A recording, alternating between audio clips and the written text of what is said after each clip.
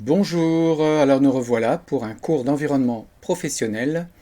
Nous sommes le 5 mai 2020 et nous allons voir aujourd'hui le marin partie 2, identification des marins, puis la convention STCW.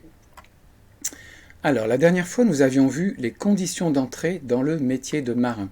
Par exemple avoir 18 ans, être français, avoir passé une visite médicale. Les conditions pour rester marin, c'est justement être agréé par le médecin des gens de mer à chaque visite médicale. On avait dit que ça dépendait de l'âge, si on était à la pêche, en culture marine.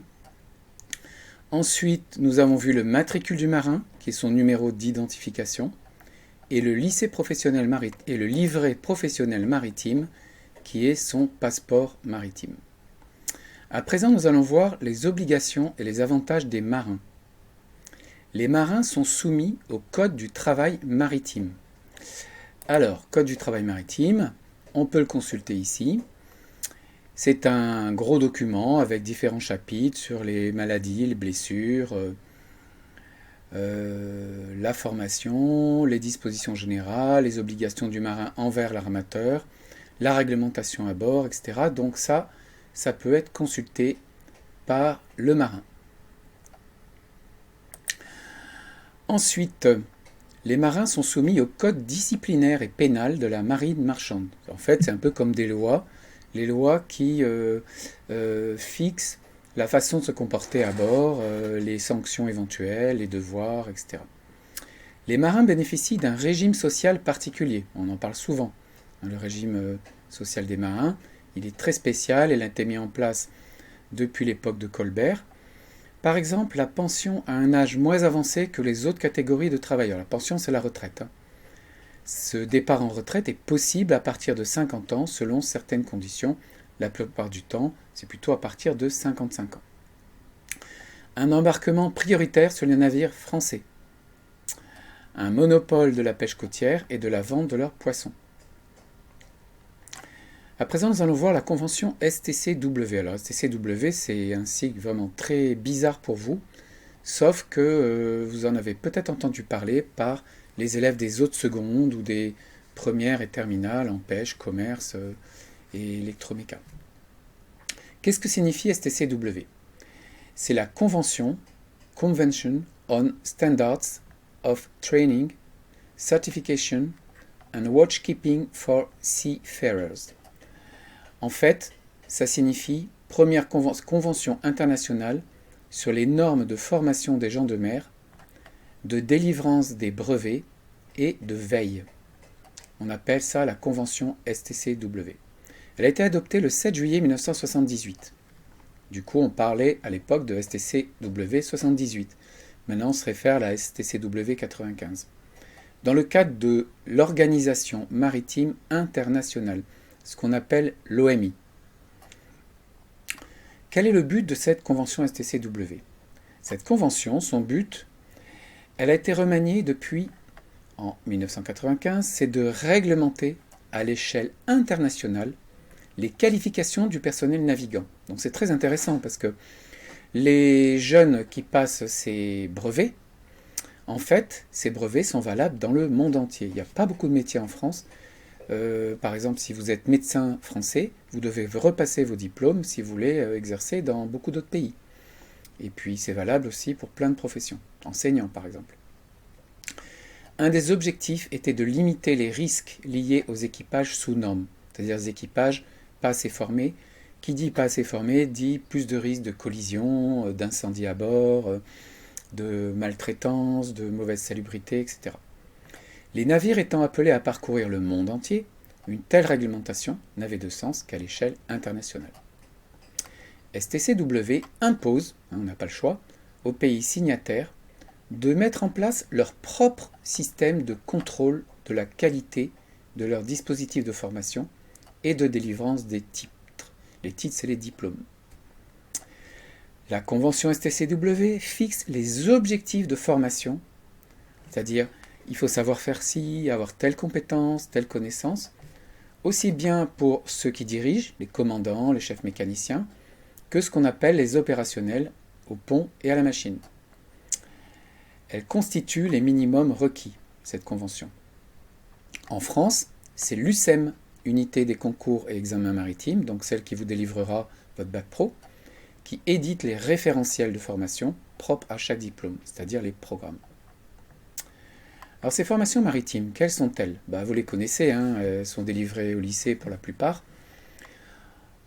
Avant cela, il faut dire qu'il y a 3 types de formations maritimes. Il y a ce qu'on appelle la formation initiale, enseignée dans les lycées professionnels maritimes, la formation continue, enseignée dans les lycées professionnels maritimes dans différentes régions, et en Bretagne, c'est enseigné au CEFCM, Centre européen de formation continue maritime, qui se trouve à Concarneau, et qui sous-traite avec le lycée maritime, les lycées bretons d'ailleurs. Il leur envoie des stagiaires et il rémunère les lycées tant d'euros par heure et pour l'occupation des différentes salles. Et puis il y a la formation supérieure, qui correspond aux études supérieures, qui est enseignée dans les ENSM, c'est-à-dire les écoles nationales supérieures de la marine marchande. Étudions la formation initiale. Alors, tout d'abord, on a les CAP. Le CAP matelot en 2 ans, formation polyvalente pont-machine, prépare les jeunes issus des classes de 5e au métier de matelot polyvalent. Le titulaire du CAP matelot est appelé à occuper un poste relatif à la conduite du navire, aux activités de pêche, au traitement des captures, c'est-à-dire les poissons qu'on a capturés, on va les conditionner, les vider, les laver, les couper, etc., à l'entretien du navire et à la réparation des engins de pêche. Vous avez vu que les élèves en pêche apprennent à ramander les filets. La poursuite des études peut se faire par n'importe quel BEP du temps où ils existaient. Là, on est à la dernière année des BEP et Bac Pro par la suite. Le CAP Conchilicole en 2 ans prépare les jeunes issus des classes de 5e aux activités de production d'huîtres et de coquillages et à la préparation des produits en vue de leur commercialisation. La poursuite des études se fait généralement par le bac professionnel. Alors, les baccalauréats professionnels en 3 ans, on trouve le programme du lycée ici, sur le site du lycée. Vous avez les formations, formation initiale, CAP de matelot, bac pro aquaculture, culture marine, conduite et gestion des entreprises maritimes. On va trouver pont et commerce, enfin pêche et commerce, pardon, et bac pro navigant, pont et machine.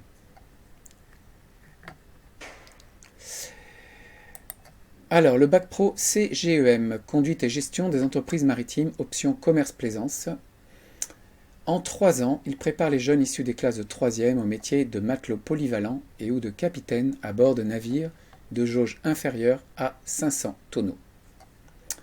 Le bac pro CGEM, option pêche. En 3 ans, prépare les jeunes issus des classes de 3e au métier de marin-pêcheur polyvalent et ou de patron de pêche à bord des navires de jauge inférieure à 500 tonneaux. Le bac pro polyvalent, pêche-machine, en 3 ans. Il est testé actuellement au lycée maritime d'Étel et de Fécamp. Il prépare aux fonctions d'encadrement dans le service pont des navires de commerce et de pêche, ainsi que maintenance des machines. Alors c'est celui qui existe au lycée maritime d'Étel. Vous savez que vous avez 2 classes de seconde polyvalente, et vous êtes la 3e classe en culture marine. Donc on n'a plus les secondes électromécaniciens. Le bac pro électroméca, en 3 ans, prépare les jeunes issus des classes de 3e au métier d'électromécanicien et ou de chef mécanicien à bord des navires. Donc le bac polyvalent, en fait, il reprend des enseignements du bac électromécanicien et des enseignements du bac pêche.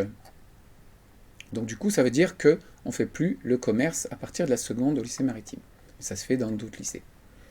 Et puis celui que vous connaissez bien, le bac pro culture marine, en 3 ans, prépare les jeunes issus des classes de 3e au métier de conchiliculteur et ou pisciculteur dans des exploitations conchilicoles. Donc voilà, nous en avons fini avec ce chapitre des conventions STCW et de la fin du marin. Je vous dis à bientôt pour une autre vidéo.